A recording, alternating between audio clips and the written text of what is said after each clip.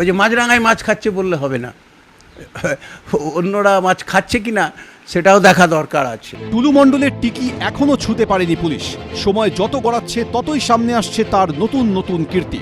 মাথার উপর কার হাত থাকায় বীরভূমের স্টোনম্যান হয়ে উঠেছিলেন মোহাম্মদ নাজিবুদ্দিন ওরফে টুলু, এই প্রশ্ন ঘুরছে মুখে মুখে। এবার তা নিয়ে মুখ খুললেন বীরভূমের প্রাক্তন সিপিএম সাংসদ রামচন্দ্র ডোম। কেস্টোর নির্দেশের বাইরে তো কিছু হয়নি। মমতা ব্যানার্জি একদিকে নেত্রী সুপ্রিমো, আর একদিকে হচ্ছে রাজ্যে প্রশাসনিক কর্তা, তার ভাইপো কর্তা।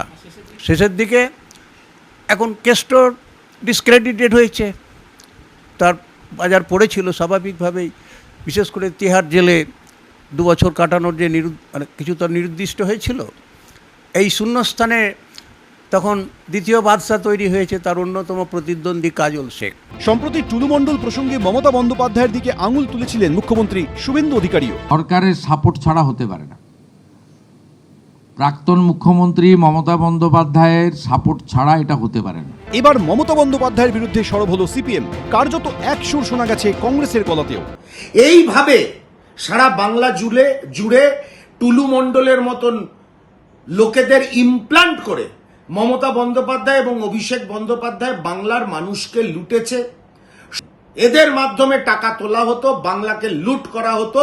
মমতা বন্দ্যোপাধ্যায় বাংলাকে লুট করে আজকে পথে বসিয়েছে। পাল্টা এ নিয়ে মুখ খুলেছে তৃণমূল। টুলু মণ্ডল যদি এত বড় ব্যবসা করে থাকে তাহলে তার সোর্স কি, কিভাবে হলো, এটা তো একাধিক বিভিন্ন সব সংস্থা রয়েছে এগুলো মনিটর করার জন্য। এখনো পর্যন্ত টুলু মণ্ডলের 12টি ঠিকানায় তল্লাশি চালিয়েছে পুলিশ। উদ্ধার করা হয়েছে প্রচুর নথি, কম্পিউটার, হার্ড ডিস্ক। তদন্তকারীদের অনুমান সব নথি ক্ষতি দেখে মিলতে পারে আরও সম্পত্তির হদিশ। মিনান মণ্ডলের বাড়ি থেকে বিপুল পরিমাণ টাকা এবং সোনা উদ্ধারের পর পুলিশ এখনো পর্যন্ত 12টি জায়গায় তল্লাশি চালিয়েছে।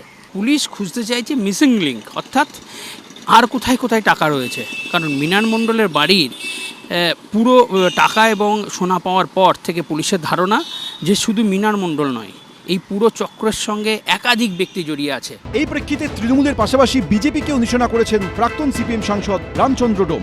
এবারের সঙ্গে এই ব্যবসার সঙ্গে তো আজকের শাসক, রাজ্যের শাসক বিজেপির তো অনেক মাথা যুক্ত আছে, যে আইনি শাসন, স্বচ্ছতার প্রশাসন। আসলে তার জন্য যে দায়বদ্ধতা দরকার, নীতিনিষ্ঠতা দরকার, সেটা তৃণমূল বিজেপি থেকে পাওয়া যাবে না। একদা সিপিএম এর নেতা অনেক দুর্নীতি, অনিয়ম, অনৈতিক করেছেন বলেই মানুষ, পশ্চিমবাংলার জনগণ আপনাদেরকে ছুঁড়ে ফেলে দিয়েছে। সব মিলে মোহাম্মদ নাজিবুদ্দিন মণ্ডল ওরফে টুলুকে নিয়ে চড়ছে রাজনীতির পারদ। ভাস্কর মুখোপাধ্যায়, এবিপি আনন্দ। এবিপি আনন্দ, এগিয়ে থাকে, এগিয়ে রাখে।